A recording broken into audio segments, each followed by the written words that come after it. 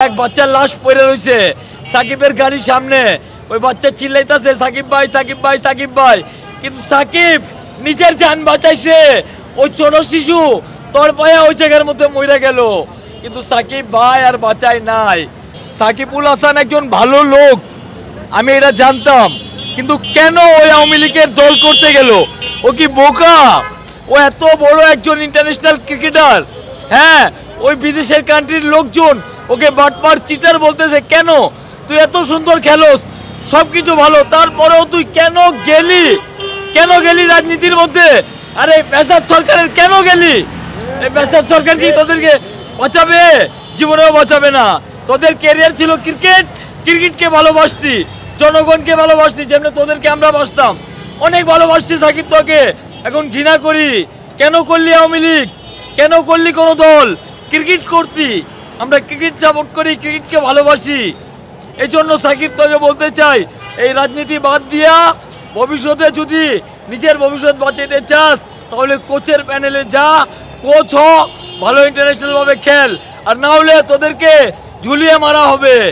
সাকিবুল হাসান মনে করেন বাংলাদেশে আইলো, হ্যাঁ, ওই দিনকে এক বাচ্চার লাশ পড়ে রয়েছে সাকিবের গাড়ির সামনে। ওই বাচ্চা চিল্লাইতেছে সাকিব ভাই সাকিব ভাই সাকিব ভাই, কিন্তু সাকিব নিজের জান বাঁচাইছে। ওই ছোট শিশু তোর পায়া ওই জায়গার মধ্যে মরে গেল, কিন্তু সাকিব ভাই আর বাঁচায় নাই।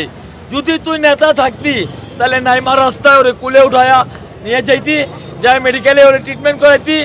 তুই তো সাকিবুল হাসান না, তুই যা ট্রিটমেন্ট করাইতি, এমপি না, ট্রিটমেন্ট করাইতি। তুই তো এমপি, ট্রিটমেন্ট করা না, সেটাও করাস নাই। কি করলি? নিজের জান বাঁচাইলি। এরকম ভাই আমরা পিরিয়াল চাই না।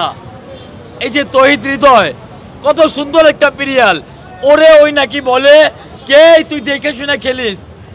তো আপনি একজন সিনিয়র পিরিয়াল, আপনি একজন মেধাবী পিরিয়াল, আপনি কি রাজনীতি ভাবছেন?